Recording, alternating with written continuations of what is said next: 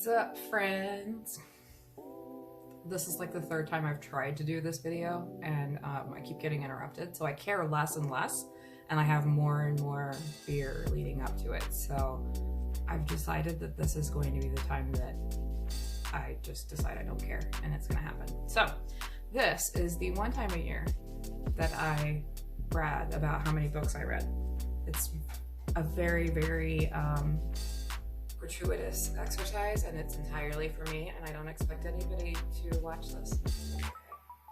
I'm doing a video this year because I normally write out all of these things, and I just don't feel like typing that much and trying to make my thoughts make sense. So I figured this would be faster, except it hasn't so far in the attempts that I have made. Too many people need to know what I have for dinner tonight. All right. In 2021, I read 138 books. Most of them were audiobooks because I can't focus on a regular book for that long.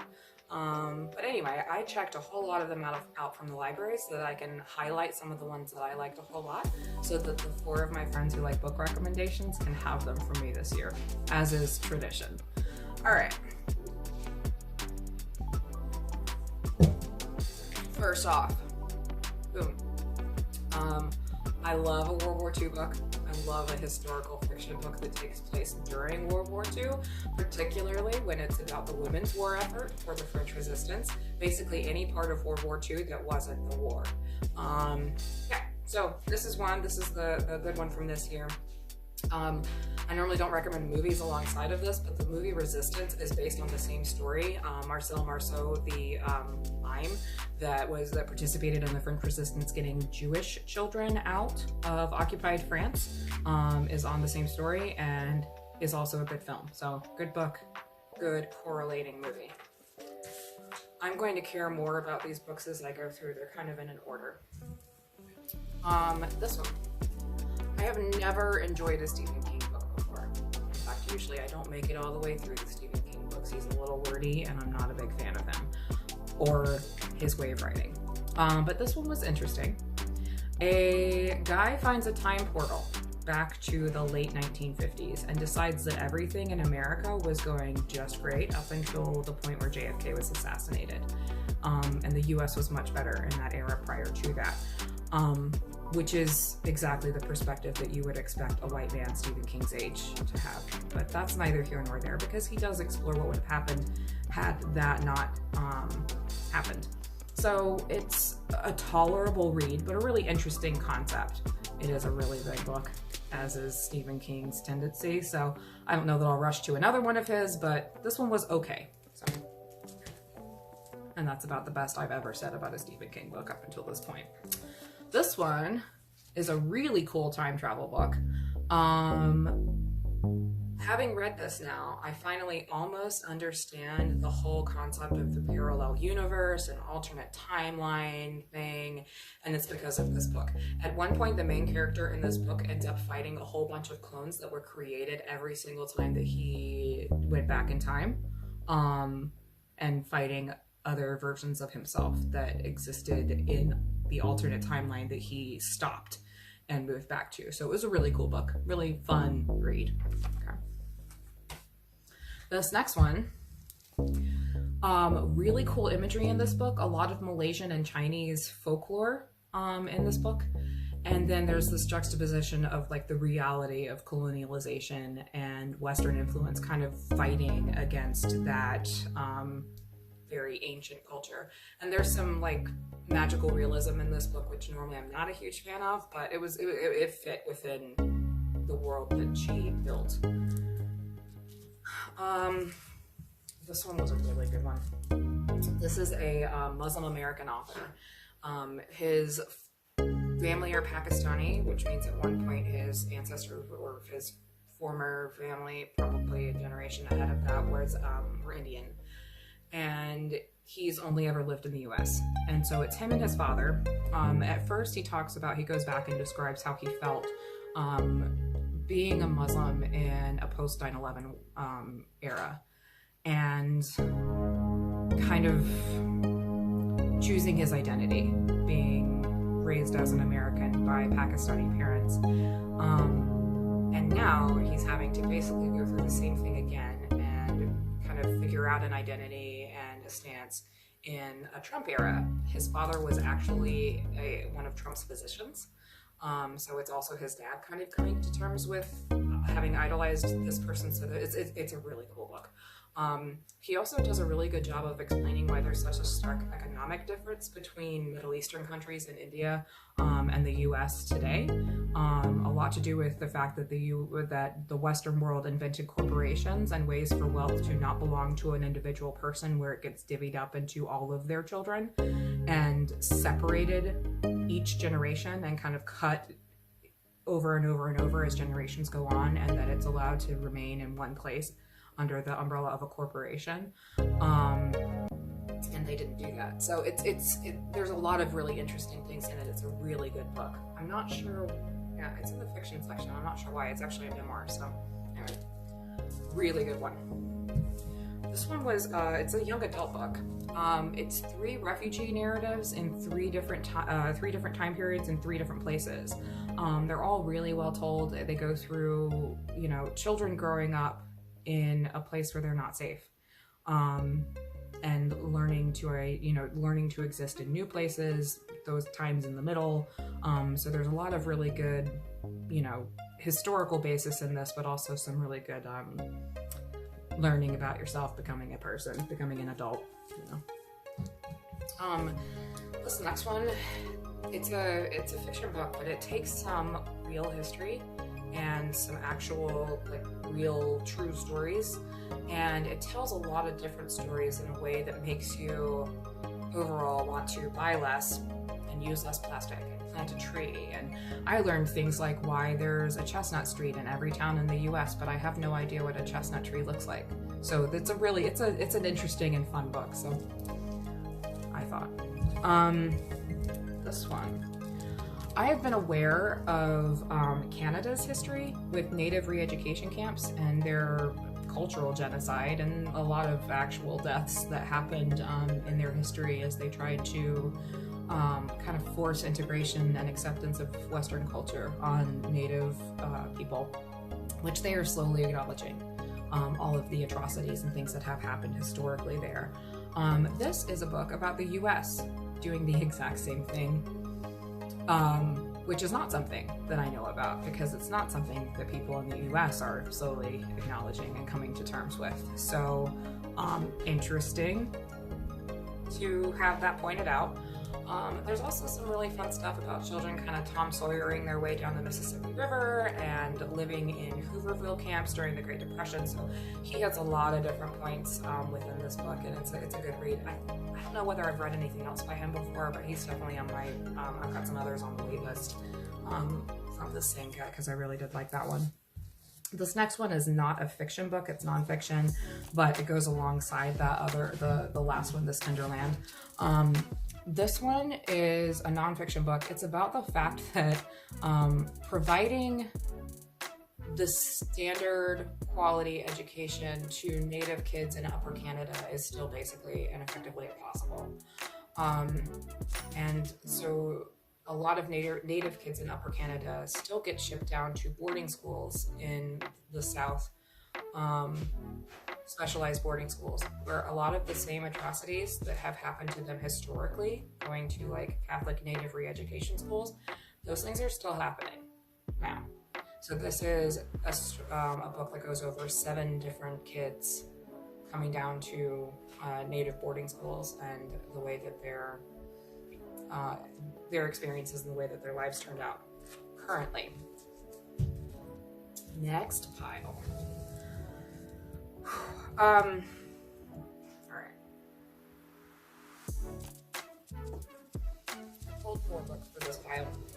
If I looked for a recurring theme in books that I enjoyed most this year,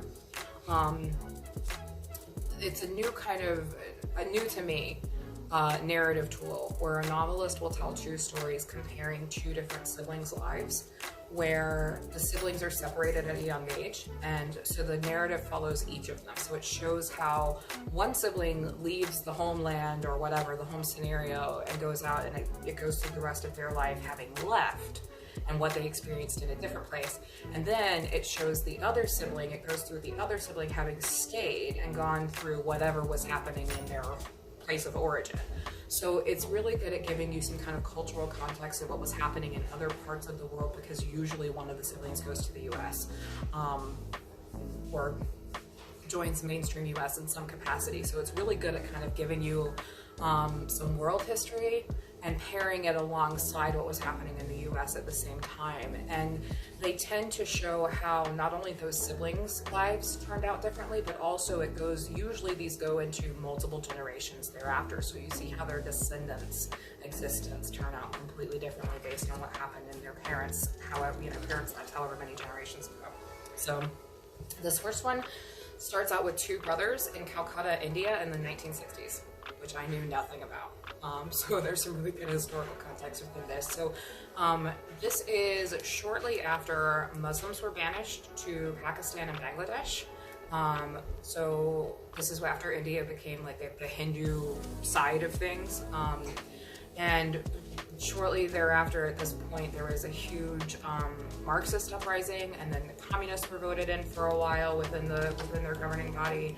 One brother stayed and got caught up within the movement and participated in the movement in India at that time, and the other one went to college in the US. So there's also some really interesting, you kind of see the same narrative happen with the one who left and went to the US. He goes through the same things that you see in the Refugee books, where there's a lot of that sense of guilt and, just different feelings about having been the person who left, and that, maybe you should have stayed and participated in the things even though they were harder in your homeland. So that was a good one. This next one, similar on the same theme, it's two light-skinned black sisters, one who crosses over and lives her life as a white woman, and the other who stays in their hometown. And it's really less about the mothers and more about how their children handle race and learning about their own identities, learning about who their mothers were as people and the choices that they made. And then there's also a lot of the good, they do a lot of things about the woman who did cross over, her fear of being found out and her fear of existing in this world that she chose, but that was very, very dangerous for her. So it's a good one. This next one I read, I think this was actually in my 2020 list, I'm pretty sure, but I picked it up anyway, or I picked it up to talk about anyway because it fits within the same context. So this one is it takes place in 1700s in Ghana. There's two sisters. One of them marries an English colonizer. The other one is enslaved by him and sent to the US. So you've got two sets of descendants. One of them who are dealing with slavery and the Civil War in the US, and the other set of descendants who are dealing with colonization and then subsequent warfare in Africa. And this book, actually, the story goes all the way up to the present era. So you've got a whole lot, civil rights movement all the way up to now. And it's interesting to see in both scenarios how both families go. And the gap between them gets wider and narrower at different parts of the timeline within this book. But it's a really good read. And this last one within this theme, I'm going to throw this into the whole separated siblings thing, or that category. This is, it's a Neil Gaiman, it's a fantasy. It's two brothers who are unknown to each other, who meet up after their father dies. And their father is Anansi, the West African spider trickster god. And it's these two brothers who are actually, it's a little ambiguous, but you kind of assume at the end that they're two sides of the same coin and they're really the same person, but it's them kind of going into their inheritance as children of Anansi. So it's a really fun read. I love anything Neil Gaiman, but this is a super good one for him. Next pile. Oh gosh, I'm running long. Sorry. I'm choosing not to care because I've tried this several times and so far I haven't been interrupted. So yeah, and I'm getting smarter. I pre-opened my next beer so that you don't hear the ch-ch thing. Okay. Next. This one, it's a reread for me because it's worth a reread. Barbara Kingsolver actually wrote my favorite book, which is The Poisonwood Bible. This is a nonfiction journal of her efforts to eat as locally as possible. So she's growing a lot of her own food and sourcing things locally. I admire it every time I read it. I want to grow a garden every time I read it. I want to buy farmers market bags every time I read it. I learn something every time and I enjoy it every time. It's really, this book makes me think about, like, actually think about food way more than anything else has ever made me do. This one, I don't know why it took me so long to get around to reading this book. No, I do. It's dry and it makes me sleepy. Yeah, I got very sleepy. I didn't even read this, but I listened to this book and it still made me very sleepy. But it's very informative. It helped me to understand how different, like why different people groups in different geographic regions developed at such drastically different paces. So it goes through, like, Australia is really hard to live in, and you don't think about that, you know. But it does. It gave me a lot of. I did learn a lot reading this book. How, like, different geographical regions have caused things to go differently, and that's still impacting the way that different places and different cultures are now, just based on their geographic differences. It's a dry read, but I did learn a whole lot from it, so I'm glad I read it. Okay, I'm gonna move, skipping around here a little bit. Next here. I think there's a TV show coming out now that's based on this. I think that's probably going to be more fun than this book was to read, but prior to reading this, I kind of ignored the opioid crisis as something that I didn't really understand. At the very least, now having read this book, I can discuss it and discuss it somewhat intelligently and say something other than, like, that knee-jerk reaction of, well, some people just can't be helped, you know. So just on that basis, it's a worthwhile read. I didn't understand anything about the opioid crisis. I knew that pharmaceutical companies were horrible, but it goes into that a little bit. It goes into why heroin made a comeback, you know, so it was a good read. It's worthwhile, I think. Yeah. This one. Oh my goodness. Such a good book. Okay. Racism, educational inequality, impoverished people being treated more poorly than people with money, women being treated more poorly than men, questions of whether a person should lose their individual rights in the name of, like, scientific progress, there's corporate greed, and why it's not safe to send your sample to 23andMe. Such a good book. Such a good book. Alright, this one. I am fully aware that this book is going to end up being the rich dad, poor dad for me of the 2020s. Okay? Fully aware of that. One day I'm going to feel embarrassed for having liked this book so much, but it did change the way that I think. Okay? Like, namely, why haven't we been automated out of our jobs like we were threatened with, you know, 15 years ago? Or at the very least, why haven't we been automated out of a 40-plus hour work week? Why are politicians still staking their reputations and all of their policies on job creation rather than work creation? And how is capitalism going to respond to that disparity? It won't, but, you know, it's a good read anyway, and it's an interesting read, and a really good way to. It made me think a whole lot about basic universal income, which, if you're not my age, you don't like the idea of. All right, last stack. This is my controversial stack. Terrible books. Horrible books. All right. This book is a terrible book.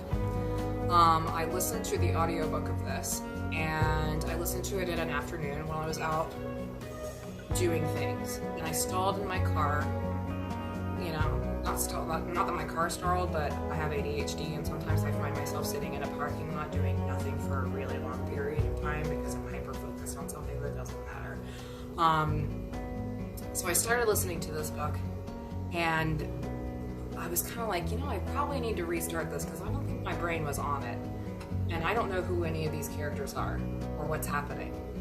And then I kept going and kept listening, realizing that maybe I need a chart or something to keep track of all these people because now we're like 4 generations in and they're all getting muddled because there's a lot of incest and there's rape and you're not sure who is descended from who. And there's grooming. Oh man, anyway. The thing is, the book fortunately ended. I was standing in Aldi, and the book suddenly, that I was like, man, I should really restart this because I don't know what's happening. Finally, the book was over all of a sudden. And I was like, wow, I have no idea what happened in this book. But also, I don't care. I don't care about any of the characters in this book. I don't care about anything that happened in this book. It was a terrible book. This is my #1 worst book that I've read this year. So there's that. Now it's time for controversy. Alright. Second horrible book. Frickin' Charles Dickens. Every time, man. I give him chance after chance. And they're horrible. He's terrible. People are poor because they're lazy. People who grew up with money are magically better than other people. He's such a jerk. I hate him. Charles Dickens is a dick. Next. Herman Melville. Horrible person. Horrible book. I read Moby Dick this year. And here's the thing. Woe be unto you if you are ever called to write an English essay about Moby Dick, because you cannot possibly do it without plagiarizing Herman Melville, because he analyzes the text as he's writing it to you. The whale is white. White normally describes angelic things, but then white can also be ominous. And that's why I have included this imagery, because it represents this symbolism of polar bears and great white sharks, and white is just dead inside. But also I'm really racist. Horrible book. Horrible man. Never read him. I don't know why it's recommended reading. Alright, last one, most controversial. I hated this book. That's right. I know that this is the origin of like all of the things that we know about vampires, and I'm not even gonna like say that this is like campy and has a lot of tropes, because I know that this is where the tropes come from. But honestly, this was not a fun book to read. It was really, it dragged a lot, and it was just, I don't know, I didn't love it. And other authors have taken what he's written here and the things that he's provided and have done so much better. And I know that like basically every vampire book is just Dracula fan fiction, but honestly, it's better than the original. So anyway, that's it. My pizza's probably here by now. Thank you for indulging me if you have made it all 23 minutes of this. See you guys next year.